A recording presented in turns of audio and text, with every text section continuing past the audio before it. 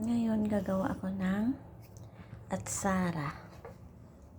Ayan guys. Templado na yung pansahog. Tinimpla ko na. Ang gagawin ko, ihalo ko na lang dito pag na cool down na siya. Ayan guys. Gawa ko to.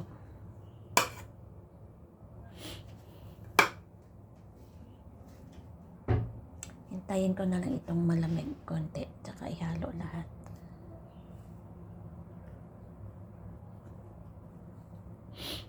At saka lagyan ko ng pineapple slice para sumarap siya.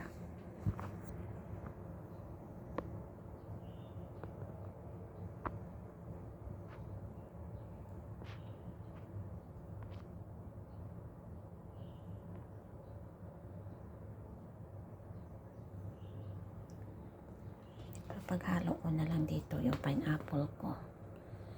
Tsaka para ano yung lasa niya. Yan. Kita nyo guys. Tapos paglalagay ko yung sahog niya para maging maayos. Ayan. Tingnan nyo guys. Paghalu-haluin ko ito hanggang sa ano yung texture niya, yung ano niya, yung lasa.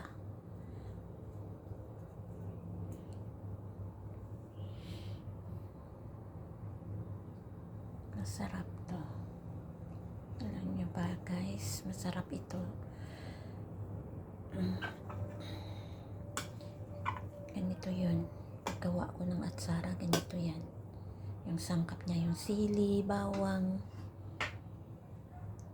luya, asukal, at saka suka, pineapple, tsaka yung may carrots. Ito, masarap. Napakasarap to. Tignan nyo guys. Paghalo-halo ko ito. Ayan, makikita ninyo aking gawang atsara. Please like and share guys. Follow for more.